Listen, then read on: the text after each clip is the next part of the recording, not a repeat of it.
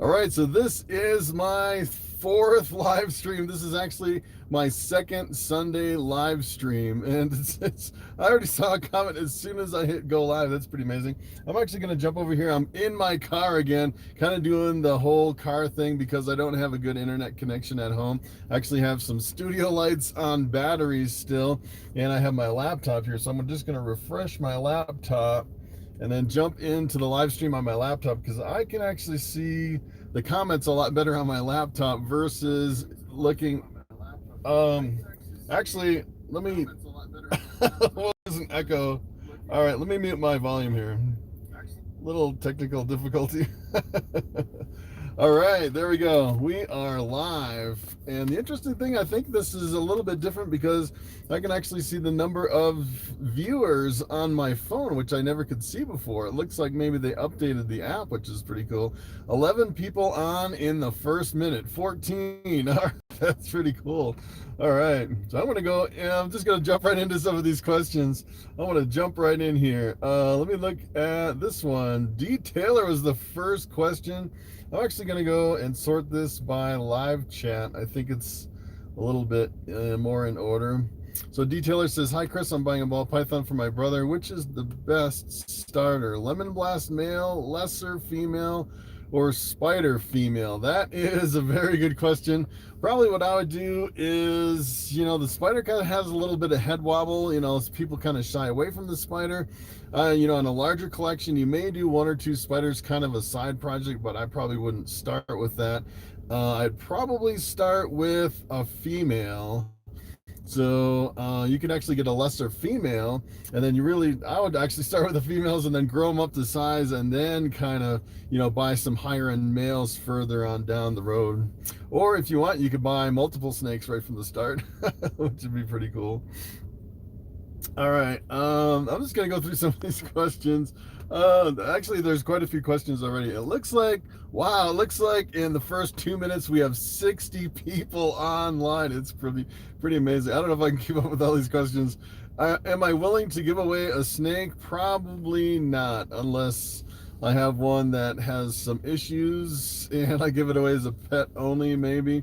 But I don't really have anything like that. And usually I haven't really hatched anything like that. I might give away a snake to a family member, maybe. Maybe like a normal or something like that. What books would you recommend? I don't read a lot of books. I've actually seen one book that was put out by Nerd by Kevin McCurley, probably the best book on ball pythons that I've seen. It's pretty expensive. I think it was like $150 book. I can't remember the name of it. All right, so I'm going to back up in some of these comments. Here's one from Lily's Pets. After my snake shed, she didn't eat for a month. Do you know why? That is a very good question. Especially with ball pythons, they eat when they want to eat, and they don't eat when they don't want to eat. Usually right after a shed, they usually start eating quite a bit.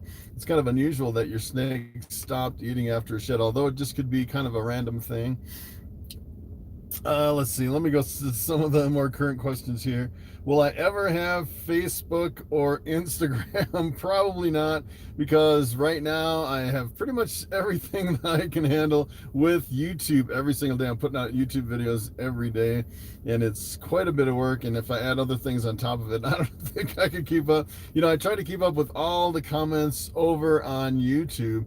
So as a matter of fact, if you have any questions at all, you can go to any one of my videos, post a question, and it goes in order as far as if you go back, 20 videos and post a question in one of my older videos, I'll actually see that. It's kind of amazing that pretty much all the comments I see and go through every single comment. What would I put with a female banana? That's a good question. Female bananas are pretty rare. They used to sell for quite a bit. I haven't seen a female banana in a long time. Probably what I would do is doesn't really matter what you put with the female banana, all the offspring that are males would actually be female makers, which would be pretty powerful if you could actually produce some female makers starting with a female banana. That's pretty awesome. Here's one from Nameless XZ. Hey Chris, I'm picking up a static super pastel yellow belly from Fred Kick. any thoughts on the static? The static is, you know, I've actually heard that the static is the same thing as the acid, and let me see, there's another one in there. The static and the acid is pretty much the same thing. Um, it's one of the morphs I'm actually thinking of getting into is the acid. There's another one in there, the static and the acid, and something else. It's just right on the tip of my tongue. I can't remember what it is. But there's three genes that pretty much everyone thinks they're the same gene. Really awesome breeders. It's a new gene on the market, similar to the leopard, only a lot more extreme. Really awesome morph. I'm actually thinking of picking up the static. Oh, it's the confusion. So it's either the static, the acid, and the confusion. Yeah, thank you. Yeah, confusion. Yes. All right. Yeah. Yep. All right. What's my favorite breeder? That is a good question. I'm not sure I really have a favorite breeder. I pretty much just do Morphmarket overall. I don't really focus on breeders. There's some breeders that I've kind of had some bad experience with that I'd kind of stay away. I wouldn't really mention them on a live stream or anything like that. But, you know, as far as looking at Morphmarket, I really don't, you know, care what breeder it's from. I'm just looking for a specific morph. And usually what I do is when I'm looking for a specific snake over on Morphmarket, I'll actually not go for the cheapest price like a lot of people do. I'll go for the highest quality because, you know, like my bamboos and my coral glows, I really invested more into those projects, and I think I have a little better lines. And I kind of started with some, you know, pastels that were kind of browned out, and now when I reproduce those, they're not very good pastels. So I was trying to spend the extra money up front, and then you get the payback towards the end once you start producing. All right, so let me go down here. Wow, we have 87 people on. It's pretty incredible after 7 minutes. There's one. Do I prefer dark tubs or clear tubs? As a matter of fact, for ball pythons, I really prefer a dark tub because essentially what it is the whole tub acts as a hide instead of, if you have a clear tub, a lot of times what you have to do is you have to actually put a hide inside of a clear tub, and then the safe zone of the snake is actually within the dark hide within the clear tub, so it kind of cuts it down a little bit. But I would say if you probably have like king snakes or other species other than ball pythons, I'd probably go for the clear tubs. Still glad you quit your day job? That is a good question. They are all God's creatures. Yes, I'm glad I quit my day job. As a matter of fact, I'm glad I quit my day job, and at the same time, I'm glad I didn't have a kids channel, because if I had a kids channel, I would pretty much have to start over and go back to my day job. I saw one guy who had like over 1 million subscribers, and he said he basically had to start over, and he's basically living off the savings in his bank, in the bank that he made from previous ad revenue. But you know, kids channels got really hit really hard at the first of the year. I have a female Mojave. What would be a good mate? You know what I'd actually breed with a Mojave is probably a lesser, because if you get a blue-eyed leucistic with the lesser Mojave, you get a snake that has really good size eyes, and it's probably one of the brightest blue-eyed leucistics, the lesser Mojave. It's a really good combo. Let's see. Any tips to transition a stubborn hatchling from live rat pups to frozen thawed? Probably what I would do is I would probably go from, usually what I do is I start with live mice and then transition over to live rat pups. And then from there, I transition over to a frozen thawed mouse, because mice are like candy to ball pythons. If you can get them over on frozen thawed mice, you can pretty easily transition over to a frozen thawed rat. But if you go from like a rat pup to a frozen thawed rat, I think it'd be a little bit tough, because for some reason ball pythons just don't really like frozen thawed rats compared to live or mice, even the frozen thawed mice. Let me see. Whoa, my computer just glitched out here for a minute. All right, let's see. We are up to 99 people. That is pretty incredible. The comments are going pretty fast. I have $10,000. What should I buy into, says Rich Vasquez. $10,000. What would I buy with $10,000? I would probably go for a monsoon. That's probably what I would shoot for, the monsoon. You could get into the sunset. I'd say a lot of people are getting into the sunset. It's becoming more popular. I think the price is eventually going to come down on that. But the new ones like the monsoon, I think would be a really good project. You know, I'm probably going to buy into like the static confusion next year, and that's, you know, you can pick them up for like $1,000, $1,500 or something like that. So $10,000, I would probably buy some high-end snakes. You know, you could buy, it depends on where you're at too. If you have a big rack that's really empty, you could buy $10,000 snakes. You could buy, you know, some clowns and some pieds and stuff like that, or you could just buy just a couple if you want to stay small, really high-end stuff. All right, let's see. Any scaleless breeding this year, says Doug Barnes. I'm actually not, let's see. I'm trying to think what I'm doing. I'm actually shooting for a scaleless head caramel albino visual is what I'm doing. I'm actually breeding a 50% het back to my 100% het caramel albino female, with one of the parents being scaleless head, but I won't produce any completely scaleless this year. Maybe next year. Some of my females are, I think I just did a video yesterday and I weighed them. I think they were like 1,200 grams on some of them, so they're getting close. I have about 7 more months before the next season, so that would be pretty cool if I could actually produce some totally scaleless next year, which would be really awesome. I'm probably going to hold back one of my very first completely scaleless snakes just to grow it up and see how big I can get it, because I've never really seen a really big one. It'd be pretty awesome. What do I think about hidden genes in bells, says Isaac Cortez. That is a very good question. It's kind of a bummer that in blue-eyed leucistics, so if you breed anything in the blue-eyed leucistic together, you get 2 allelic genes and an all-white snake with blue eyes, and you can actually have other genes on top of that it's completely hidden in the white snake, and it's kind of a bummer. I guess it's kind of a double-edged sword, because, you know, you know, if you actually think about it from an investment point of view, you can actually get a blue-eyed leucistic that is relatively cheap with possible maybe 3 or 4 or 5 extra genes in the mix. I've actually seen some pretty inexpensive, you know, they don't really know for sure they're in there, so you're paying a much lower price. So in that instance, you could actually get a really good deal with all those genes in a blue-eyed leucistic for a relatively low price. What do I think about the puzzle?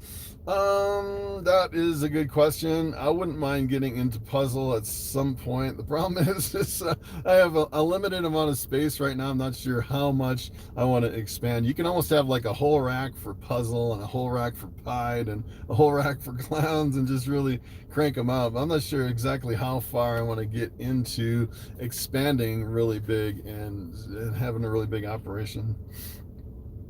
I think I'm at the point where I think I'm going to start replacing some of my normals and single gene animals with some of the higher end stuff and kind of keep it small for now. Maybe I'll expand at some point in the future. Can an aggressive female ball python make a decent breeder? Yes, definitely. I've actually had some usually they're just aggressive when you open the tub and they look at you. That's kind of, you know, it seems like the snake doesn't really like you, and it's kind of a little bit snappy. But as far as a breeder, it's really good. As a matter of fact, if you have an aggressive ball python, most of the time they will readily take live rats, because you can crack open the tub and pop the rat in there and the snake doesn't see you, versus if you open up the tub and try to feed it, you know, like a frozen thawed, it's usually so focused on you that it actually won't take the rat. I found usually some of the most aggressive ones are live only. And as a matter of fact, I have one that's pretty aggressive, and it's actually breeding really well this year. So I got a super chat, Rich Vasquez. Thank you for the super chat. I have a male lemon blast. What should I buy to breed it to? That is a good question. You know, one of my favorite morphs with the lemon blast is actually the bamboo lemon blast, and I actually have one. I actually had a few of them. I sold some of them, and I saved one female. and I'm really looking forward to breeding that. It'll be pretty awesome. But the bamboo lemon blast almost looks like a metallic snake when it's younger. It almost looks like it's made of metal. It is pretty amazing, a combo. It's pretty amazing. All right, let's see. How do you keep your rat colony thinned out to a manageable amount if they're not eating? That is a good question. So essentially what I do is I end up, yes, so it's kind of cyclical with ball pythons. You know, like right now I'm unloading a lot of my hatchlings. A lot of my breeders are actually off of food because, you know, the females, they start developing eggs. They go off of food, and the males, once you start breeding them up, they go off of food. So I do have a big surplus of rodents right now. And essentially what I'm doing is I'm kind of focusing on trying to retire a lot of my older breeders, feed them to my retics, really beefing up my retics while my males start eating, and then trying to replace those with my younger ones. So this is like the perfect time to kind of thin out all the older rats and then replace them with the younger ones and kind of refresh your whole colony. And then if you have a lot of extra rats, what you can do is you can euthanize them and freeze them and sell them to the pet stores. A lot of pet stores will buy them. Although if you have a lot of rodents, a lot of pet stores, even at this, you know, this time of year, they're like, we don't want that many rodents, because a lot of people aren't buying them because everyone's kind of on the same cycle where everybody's snakes are pretty much going off of food right now. Let's see. Are you still thinking about getting a boa? Yes, at some point. Probably not in the near future. I'm thinking about maybe a super fire. I really love the all white boas. They're really awesome. The super fire. Am I worried about kinks with the caramel albinos? I am worried about kinks a little bit. I've heard that, you know, certain lines of caramel albinos kink worse than others, so I'm shooting for the caramel albino, hoping they don't kink. I bred a few spiders, you know. I had, you know, I think I had a couple clutches of spiders, and maybe I think 8 or 9 spiders. I had one with a noticeable head wobble. All the other ones were perfectly fine. It's kind of the risk you take when you're going down the spider or, you know, some of these other genes like the caramel albino, hoping that I don't get any kinking. So we'll see. If I get a lot of kinking, I'll probably just, you know, I'll probably bail on the project. If, you know, I've actually heard of some people trying to work spider into caramel albinos, and the whole clutch was all kinked and everything, and they just pretty much got out of the spider and caramel albino. I've heard some stories like that. All right, I got a super chat. Chad C. What gene could I give my pastel blue eyes? Her brother also has blue eyes, so it must be genetic. That's interesting. What gene could give my pastel blue eyes? That is a very good question. I'm not exactly sure what would give your pastel blue eyes. I'd say most pastels have green eyes. It's kind of interesting that you actually have blue eyes. Could be a combination of different genes, or maybe it's a greenish blue. I don't know. That's kind of an interesting question. I've never really seen blue eyes on a pastel. What's the longest your snakes have stayed locked? That is a good question. As a matter of fact, my biggest breeder that stays locked the most out of all my snakes in my whole collection is Bobby, the bamboo that I have around my neck. And he probably stayed locked, I think, probably his longest was 2.5 days that he stayed locked. It was pretty amazing. I'm not sure if he locked and then unlocked and then locked up again, but it was like 2.5 days later, I looked in the tub and he was still locked. I just couldn't believe it. And as a matter of fact, I was breeding all my snakes, and I got to the point where I separated all my males from all my tubs, and Bobby was still locked, and I was just waiting for Bobby. It's kind of interesting. Seems like, I don't know if it's just that one snake or something with the bamboos that really just lock. He like locked with all the females and stayed locked for a really long time, which is kind of unusual.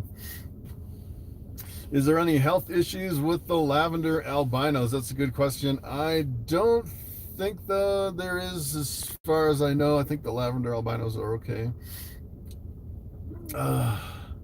Let's see. There is there's a lot of questions. There's actually 125 people online. It's pretty amazing. That is a lot of people. All right, so I'm going to go back just a little bit. Let's see. What's a good temperature for a heat pad? That's a good question. So temperature for the heat pad, I think some people will recommend 88 degrees for a heat pad. I pretty much set all mine at 90 degrees. And the interesting thing is I was actually setting mine at 88 for a while, and then the temperature transfer between the bottom and the top was a little off, a couple degrees off.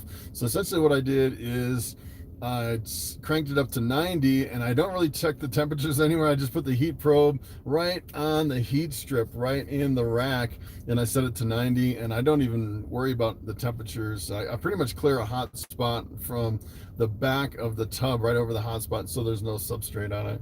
So I did have another super chat here. Let's see. Yeah, all right, it finally came through. I saw it on my phone, and it just took a minute to come over here. So this was Julezi Adams. All right, I just got my ball. He's a Champagne Enchi, but in your opinion, what would be best to breed to him? I wanted to do a bell, but I'm rethinking that. That is a very good question. So Champagne, I'm trying to think what the gray matter is. I think it's a Champagne. Is super. It's a Champagne with another super. I think it's. I can't remember what I'd actually go. I have to look it up though. But the Champagne would go really good if you're into gray matters. One of the most amazing snakes. You can look up gray matters. As a matter of fact, you can just go a Champagne and I think it's a Champagne Super Cinnamon maybe. I think that's what it is. You can actually go to Morphmarket and type in gray matter, and it'll break out the genes. That's a really awesome one. Another really good thing to do with Champagne, I say Champagne's kind of hard because essentially what it is everything that you mix with Champagne kind of gets like a faded out snake. I say it's really hard to mix with a lot of snakes, but I say the gray matter is probably one of the ones that's really unique, that is spectacular. Another one that's really awesome, you can actually take a Champagne and breed it to a visual pied, and you'll get Champagne het pieds, which actually look like visual pieds. It's pretty awesome if you do that. It's kind of I always like to say it's like the cheap man, the poor man's pied, the Champagne het pied, because you don't need two copies of the pied gene.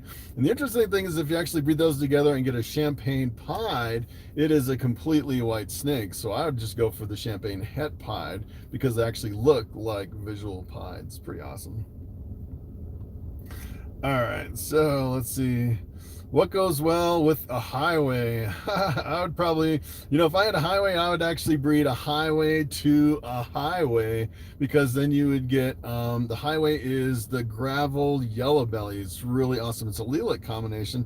So what you'd actually get is you would get super yellow bellies, which is a pure white snake. You would get super gravels, which are really expensive. I think they're selling for thousands of dollars. I think the last time I checked, they were like $4,000 or something like that. And then you would also get more highways, which would be really cool. So I definitely breed those together. That's one of the projects. I've actually been thinking about getting into the freeways at some point, but there's so many projects. It's just like you could have a whole warehouse and just kind of go on a spending binge and get all these different snakes. It's just so incredible, all the stuff that you can get into.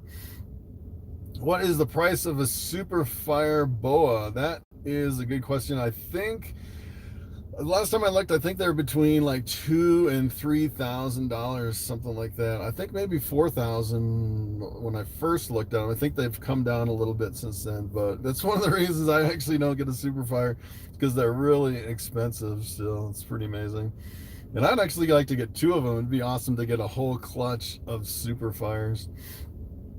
There's actually a guy that's local that's into the IMG boas, and the IMG is kind of interesting. When it starts out, it looks kind of like a normal boa, and then as it ages, it gets darker and darker, and when it matures, it's like a completely black boa. Pretty amazing project. Those are really expensive too. I have a female pastel scaleless head and a male bumblebee scaleless. Want to add a female scaleless head? What do you recommend? That is a good question. You can use anything about with, in the scaleless head. The scaleless head, there's a lot of different stuff you can do with scaleless head. It's so popular now. Yes, when I first started in the scaleless project, there's hardly anything on the market. Now it seems like there's a lot of variety.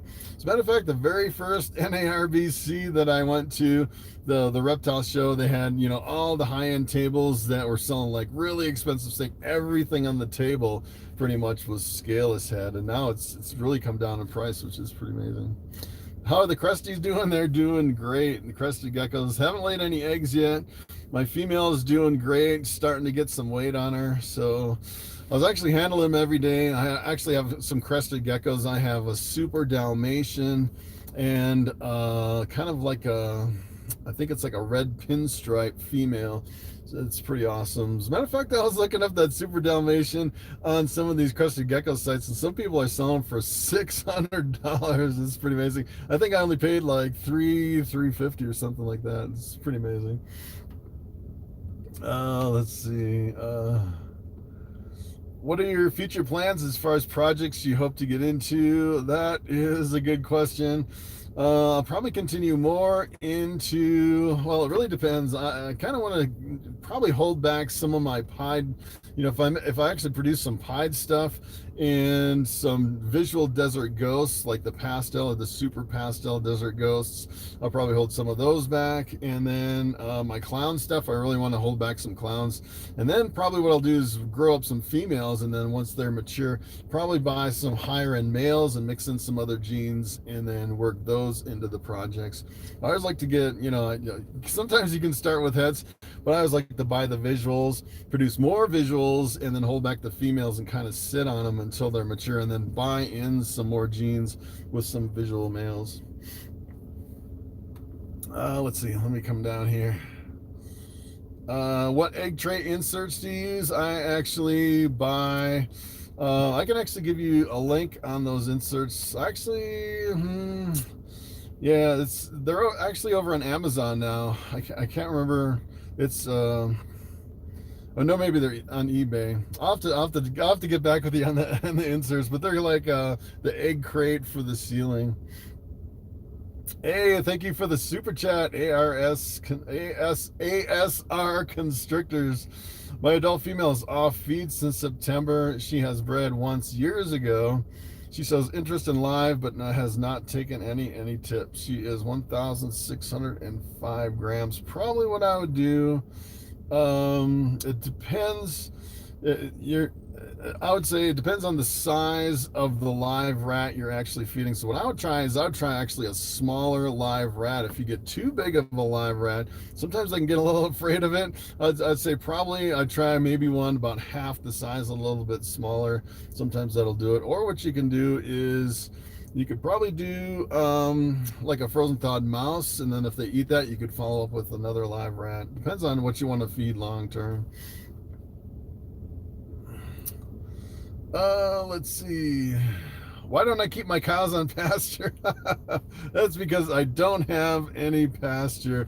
Good question. As a matter of fact, I was looking at some land up here in the mountains of Colorado, and land is super cheap. As a matter of fact, I can get land up here in the mountains for like $1,000 an acre. It is super cheap. 10 acres for $10,000 is super cheap. But the problem is there's no rain, and it's like a desert, and the winters are really long. There's only like 2 months of grass. So essentially what you're doing is you're running them on 2 months of grass, and then for the other 10 months of the year, you're paying taxes on the land, which is kind of defeats the purpose. And then the cows are kind of away from your house.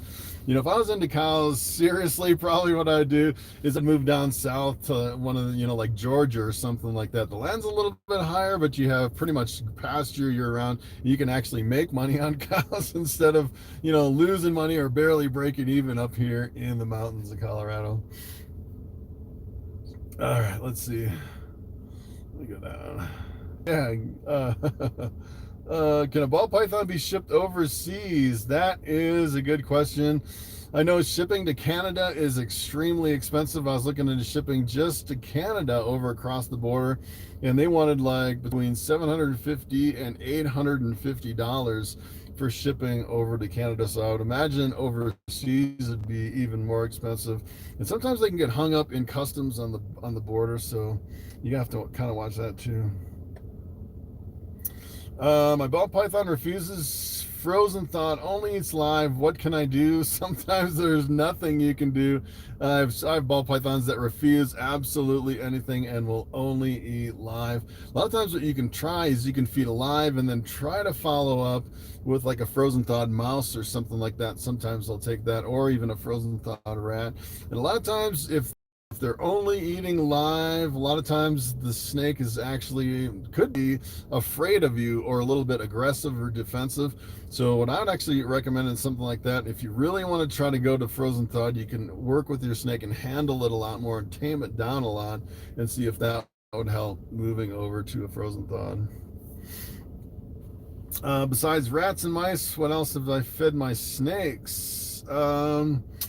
I've only fed rats and mice and African soft furs. Pretty much, that's pretty much it.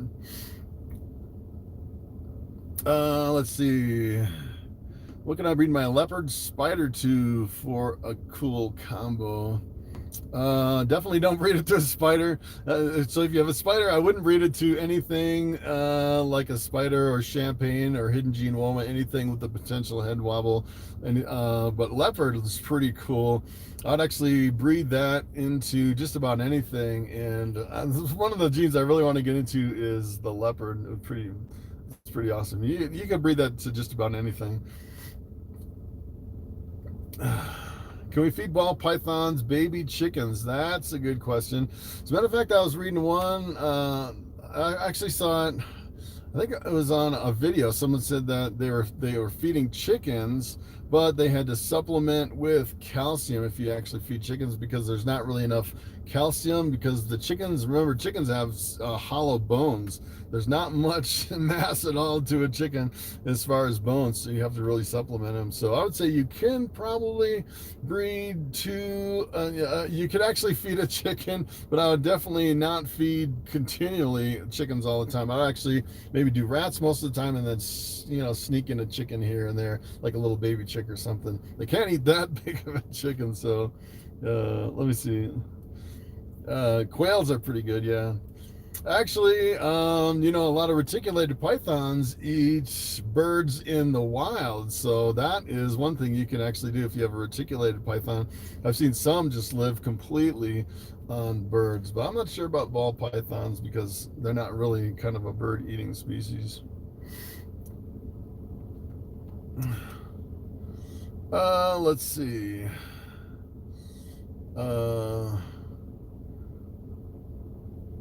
Do I plan on getting in retic breeding anytime soon? Well, I am breeding reticulated pythons. I'm breeding my super dwarf male to my dwarf female. Hoping to get some hatchlings this year. I'm not quite sure how that's going to go. Hoping that Lucy will actually lay some eggs this year. I actually saw a copulation with my reticulated pythons, so that's pretty cool. Let's see. I'm going to kind of go back in these questions a little bit. Do I still have my ducks? That's a good question. As a matter of fact, this is really funny because a lot of people watch some of my snake videos and they're like, hey, I recognize you. You're the duck guy. It's because I have one duck video and it's got like almost 500,000 views. It's like my number one every single day. It's my number one most popular video. It kind of blows away all my ball python stuff. So everyone looks at my snake videos. I'm producing snake videos day after day after day. And they're like, hey, I know you. You're the duck guy. And the funny thing is, right after I produced that duck video, I sold all my ducks. So I don't have my ducks anymore, which is pretty cool. Where's Bobby? He is at home because I'm in my car. I didn't really want to bring him out. And, if something happens, if my car dies or something and I have to go out in the cold weather, it is really cold out. It's like 37 degrees outside. So I don't want to get stuck out in the cold if something happens to my car with my snake. Why am I in my car? That is a good question. That is because I don't have a fast enough internet at home to actually do a live stream. I think my download is like 2 megabits per second or something like that. It's pretty incredible. As a matter of fact, when I do a video, I make a video and the file size is about 1 gigabyte. And to upload 1 gigabyte takes me 3 hours. I actually have to upload during the night to actually upload every single day. Is there any recessives that I should stay away from? Whoa, we got a lot of comments here. 128 people online. It's pretty incredible. Let's see. Any recessives because of health issues? That is a good question. I would say, sometimes the albinos can have some issues. I think because, they've been breeding albinos from the beginning, and it seems like a lot of the problems I've seen are with albinos. Every now and then I'll get one that's like super small. I've seen some people hatch them out. I've actually had some deformed ones in the egg that are deformed, and then they die in the egg after they're kind of partially developed and deformed, which is kind of weird. Some people kind of stay away from the caramel albinos because of kinking. I'm kind of getting into caramel albinos. A lot of people have actually gotten out of caramel albinos. Have I ever been bitten by a grown ball python? Yes, actually. On my last video, I think I showed you my spider pied male. It was probably one of my biggest snakes, and that thing grabbed onto me. It was like right where in the pocket, right by my thumb, and hung on. He missed the rat because he's got a little head wobble. He jumped up, grabbed onto me on my hand, and then wrapped around my arm, and I was like bleeding all over the place. It was unbelievable. And then it was kind of like when I started too. And the bad thing was when he grabbed onto me, I took my other finger and I tried to pry his mouth off of my hand, and then my finger got like a million little cuts in it from all those teeth. You definitely don't want to take the mouth of a snake off your hand because it has like a million little teeth on the top. It was pretty painful. I'm always watching my adult ball pythons. They can't do a lot of damage, but it kind of surprises you when they get you. Do I cut the eggs when they're hatching to help them out? I actually don't really do it to help them out. I actually cut the eggs just to peek in to see, and usually I don't cut the eggs until they start cutting the eggs themselves. And once they start cutting a little bit, I go through and cut the rest and kind of peek in. Looks like I got another super chat from Brianna Faust. Awesome. Breeding pair for 1,000, best breeding pair for 1,000 each. That is a good question. So if I had $2,000, what would I get? Maybe a pair of Confusion, maybe, or a Confusion with something else for $1,000. I don't know. That'd be kind of interesting. And actually, probably if I had $2,000, I actually saw a ball python over on Morphmarket. I had my eye on this one. I probably won't buy it. It was actually a full-size female clown for $1,800, ready to breed, had last year off. Probably everyone's going to go over there and check out that snake. It was like $1,800, ready to go. You could probably, turn your money really quick on something like that. But that's something, I had my eye on, like a full-size. You don't see those very often either, a full-size, mature female clown ready to go. All right. Quad recessive gene ball python. Be worth the 40 years. You could actually speed that up because you could actually invest in, with the quad gene, you could actually get 2 double recessives, bring them together, get the quad hets, and then if you saved all your females and then bred them back, you could probably get there in 3 or 4, maybe 5 years with a quad het. Would be pretty cool. All right, let's see. Let me go back just a little bit. How long does it take to breed mice? That is a good question. Oh, I lost one of my lights. Actually, yeah, my lights are on batteries. So if my front light goes out, I'm going to be sitting here in the dark. But I did bring a couple batteries. And the funny thing is about these lights is I thought this one was lasting a full hour because it lasted a full hour last time. Essentially what it is it's this little studio light here that I actually unscrewed. But I do have some batteries here if I can get this on. Yeah, I'm a little technically challenged here in my car. Let's see if I can get this going here. Uh-oh. These batteries are completely dead. All right, so we're down to one light on the front. Yeah, what I really need to do is I need to get an inverter and some other stuff in here. Nope, we're dead. All right, so if this light actually goes out, our live stream is done. I'm here in the dark. I don't think I have enough light in here to actually do a live stream without my studio lights in here. So we are down to one light. So actually, I was going to go about another 20 minutes because it's 6:40. I usually do these about an hour, but we'll see how long this light lasts. If this light cuts out on me before the hour, I may have to rig up a power inverter next time. I got like half of my light going here in my car. All right, let's go to some of the newer comments here. Let's see. How do you feel about the blade, Gene? That is a very good question. I got a super chat. Let me go back to the blade, Gene. As a matter of fact, the blade, Gene, it's kind of a double-edged sword, because the funny thing is, a lot of people are saying, hey, I have this blade clown, and I always thought the blade clown was a reduced version of the clown instead of a separate Gene. And then I saw a lot of people actually selling blades that weren't clown, and I started thinking, is it really blade, or is it Enchi? It's like almost like Enchi, but it's, is it a different line of Enchi, or is it really blade, or is it Enchi that originally started with the clown Gene, and then since they were calling it blade clown, and then they separated it from the clown, and they start selling it as blade, is it really blade, or is it Enchi? That is my question. I don't know if you can make, like a super blade look like a super Enchi. I haven't really gone down that road to really study it in depth, but it's kind of interesting. So here I had a super chat from Michael Shia. Hopefully I'm pronouncing everybody's name right. How do you keep your ducks from flying away?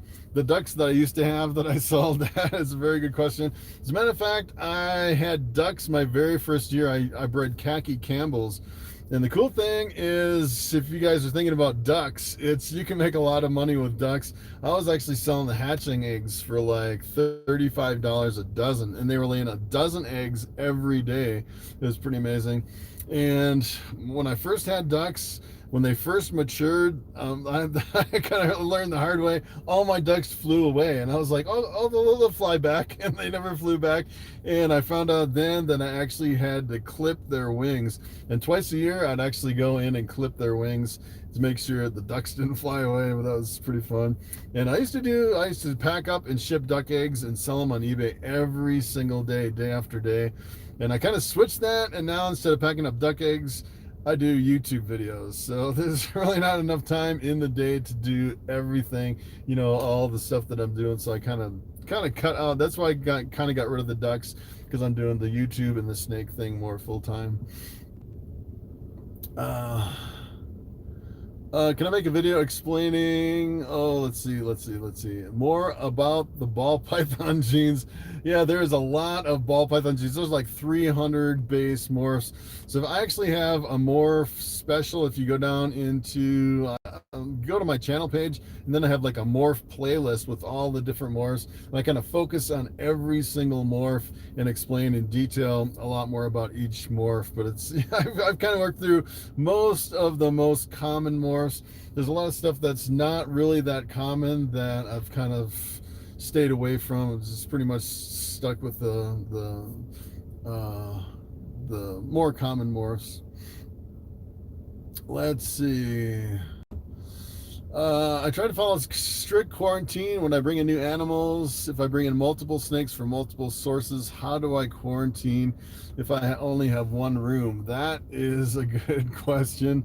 Pretty much you just have to put them in the same room, or give them to a family member to hold on for a while. That's another option. It's always kind of a double-edged sword trying to quarantine. As a matter of fact, when I first got into ball pythons, my first year I bought like 20 snakes, and I didn't quarantine. I just kind of threw them all together because they're all kind of mixed together. And then I actually got mites, and they all got mites. This is a disaster. I probably should have quarantined them.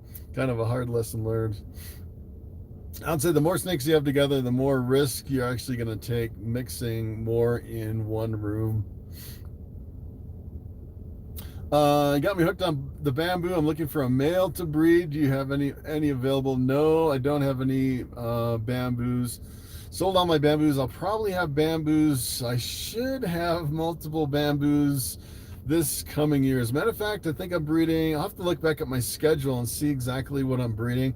I have a bamboo lesser that I'm breeding to, I think it's 3 normals, and I think 2 of them are going to go, so I should get half normals and half bamboos, which would be pretty awesome. And then I have my calico bamboo that I'm breeding to, I know at least one, I'm breeding to a pastel pinstripe, a lemon blast, so that would be pretty awesome if I actually got some pastel pinstripe calico bamboos. That would be pretty awesome. We're really looking forward to that clutch. All right, let's see. I'm gonna go back. Let's see. Do I have any? I don't have any boas. Someone asked if I have a BCC boa. Do I ever have a problem selling my snakes? Nope. I haven't had a problem selling them. It's kind of interesting selling over on Morphmarket. The hard thing is I think a normal is kind of hard to sell over on Morphmarket because the shipping is more than the price of the snake. So pretty much anything that I have left this year, I'm going to actually sell at the next reptile show. And I actually have various different sizes of display cases, so I can actually, show the bigger snakes at the reptile shows in the same display with the smaller ones. Would I keep venomous snakes? Probably not. I was kind of looking at king cobras for a while, and then I realized king cobra is just way too venomous, and you die like in 30 minutes if you get bit. So I don't know. Probably the only thing that I would get is maybe a rear fang venomous, maybe like hognose, or there's another one. There's another rear fang venomous too that I can't remember. Brian Barczyk does stuff on the rear fang venomous. I can't remember what he does. Yeah, Black Mamba, definitely not.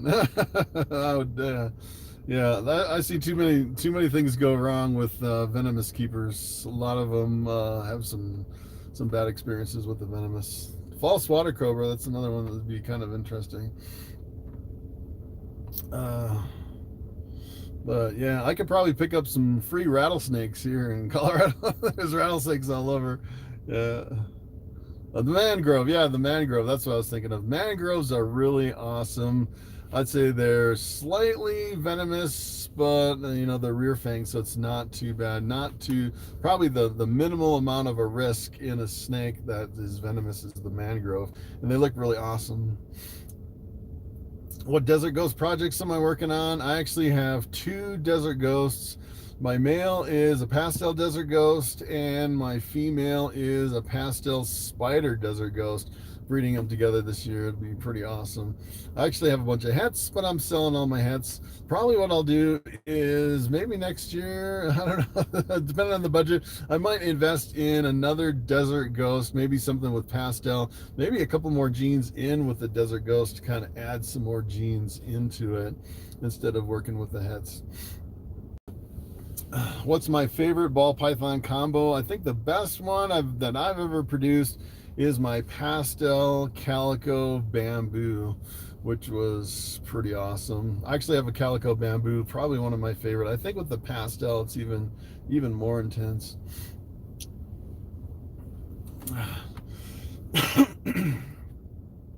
All right, let's see. Nerd has some killer mangroves. Awesome. I don't think I've seen one of his mangroves over on Nerd in one of his latest videos over there. Let's see. If I have 3 breeder females, is 1 male good enough to service all 3, or do I need a second male? That is a very good question. As a matter of fact, I bred Bobby, my bamboo ball python, to I can't remember. I think it was 11 or 12 females his very first year. And I think 9 of them went. It was pretty incredible. It's kind of unusual because he was just a really crazy breeder. I wouldn't recommend that. I'd say probably a maximum of 3 females is what I would go for. We definitely could service up to 3, no problem at all. What is the time it takes to sell a snake once it's ready? That's a good question.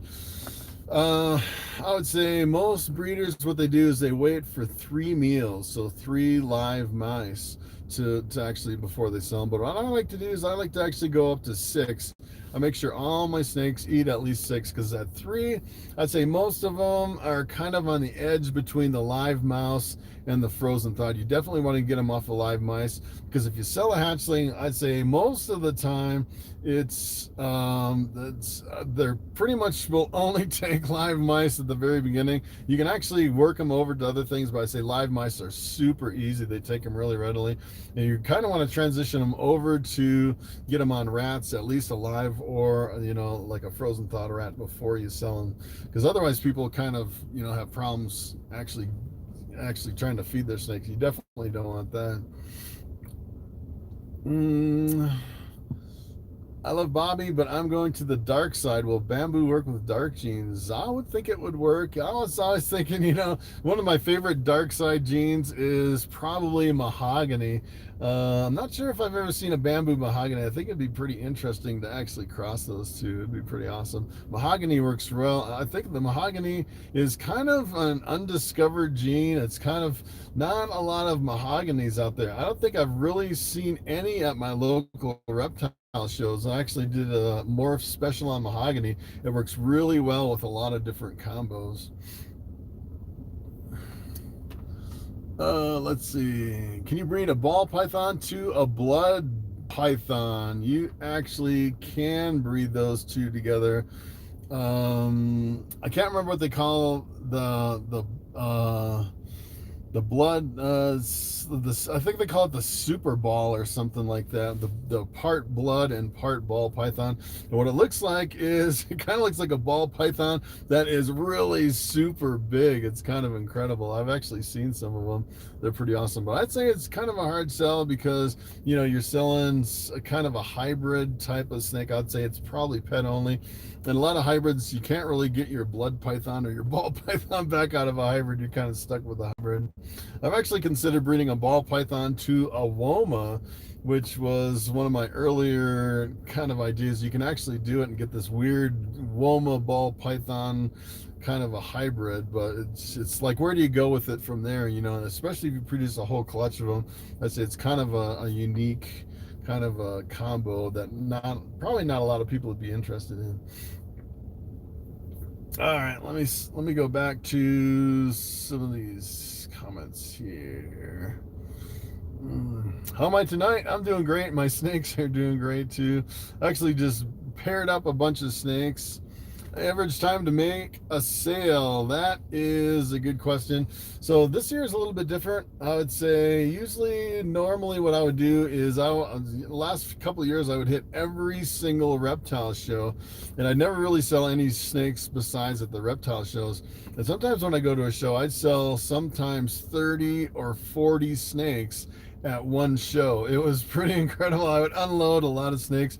And now I've pretty much posted everything on Morphmarket. So it seems like every week I sell maybe 1 or 2. Sometimes, I'll have someone come in and say, hey, I want to buy these 5 or 6 snakes all at once. But it's kind of a, gradual sell. But it seems like the reptile shows, they really go like hotcakes. They sell super fast. You can really unload a lot at the reptile shows.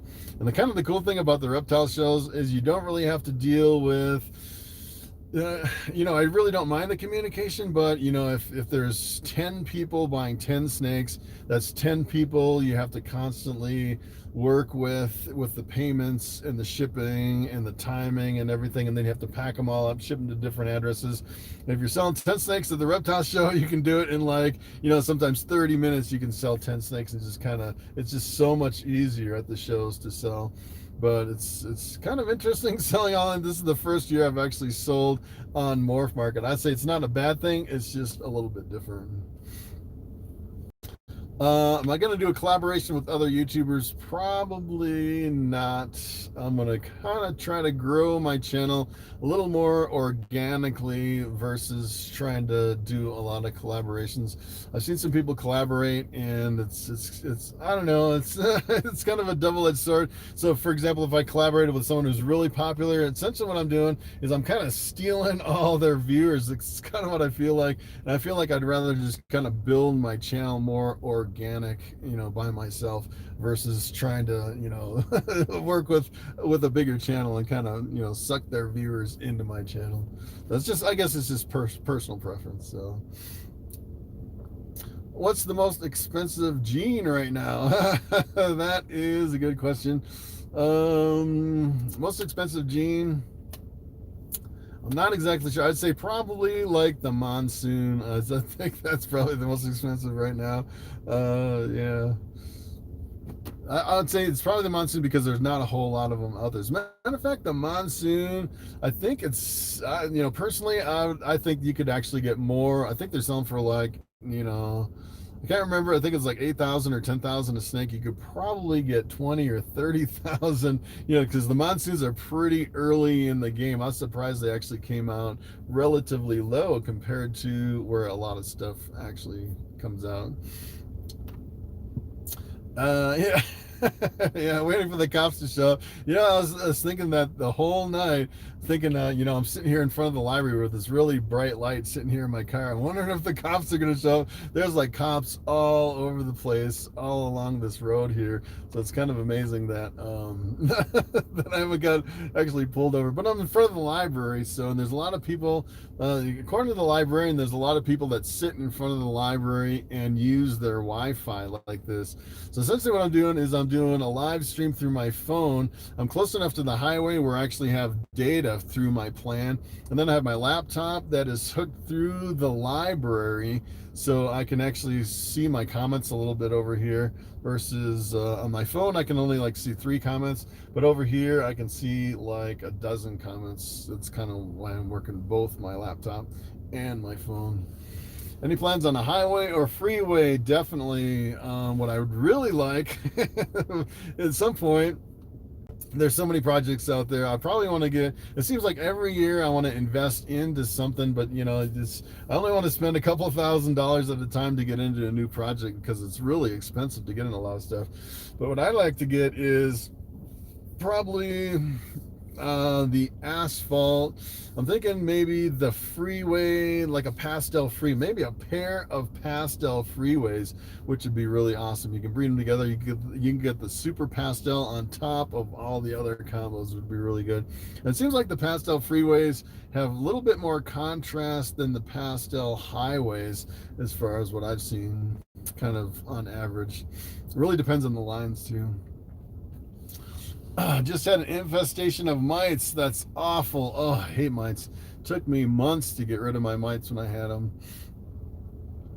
Like to see more Enchi bulk python crosses. As a matter of fact, I haven't had any Enchi in my collection until I just bought my banana Enchi clown, and my banana Enchi clown is really awesome. I'm actually breeding it to 2 of my clown females, a lesser clown and just a straight clown. So, and the funny thing is with that male is he's about 400 grams when I started pairing him up. So I didn't want to spread him too thin. If you have a really small male, you probably want to stick with maybe 1 or 2 snakes until it gets, at least 1,000 grams before you kind of spread it out between multiple snakes.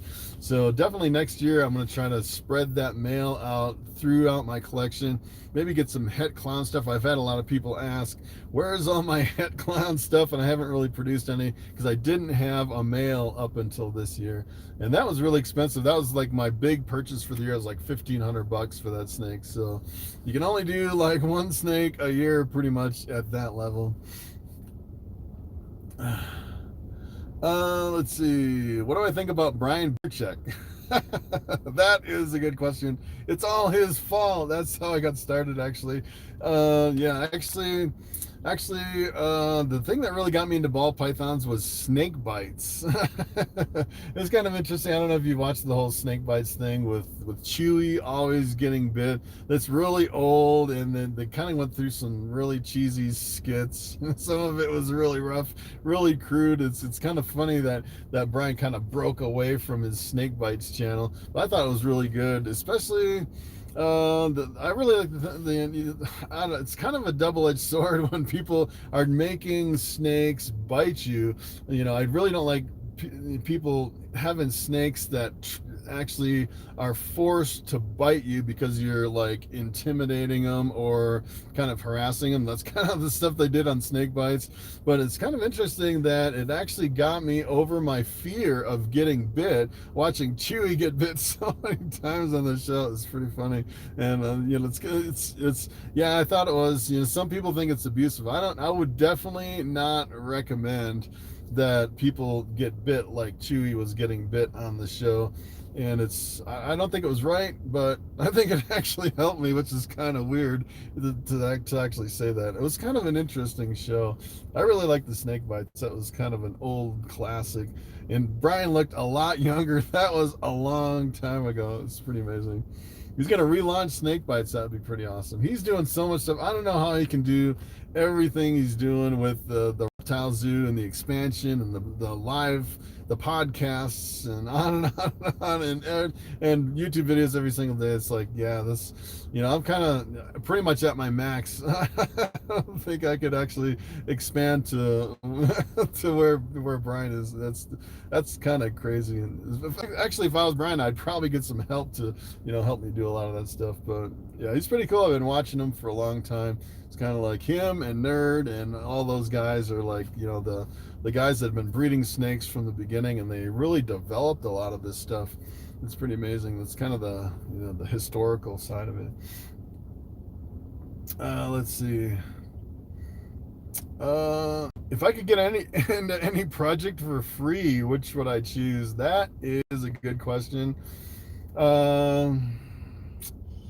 For free, I'd probably go down my list of all the highest morphs. I'd definitely get into some boas. I'd probably get into the confusion. I had my own confusion, probably sunset. Yeah, definitely the sunset. Free, boy. I get a whole rack with about 40 snakes if it was for free. I get a whole bunch of stuff. There's so much stuff to get into. It's like where do you even start? The puzzle, yeah, the monsoon, all that stuff. Yeah, it's pretty amazing. Supposedly bought a female pastel clown from Morphmarket for $300. Thought I got a deal. Oh. When I sexed it, it was a male. Ooh, that's a bummer. Pastel clown. That's, well, you could probably go, I would probably go back to the dealer if they sexed it incorrectly. I would go back to the dealer and say, hey, I actually got the wrong sex. Most people will actually guarantee that you get the right sex. Pretty much every single breeder. And if they make a mistake, a lot of times they'll, work to fix it. So a lot of times, for $300, it's hard because sometimes shipping is like, it could be like $70 or $80. So you never know. They may send you a female at a discount or work with you. I definitely work with my breeder to figure out what to do. What you could do is, maybe they'll give you a partial discount. Maybe you can sell it and then, buy another one or something like that.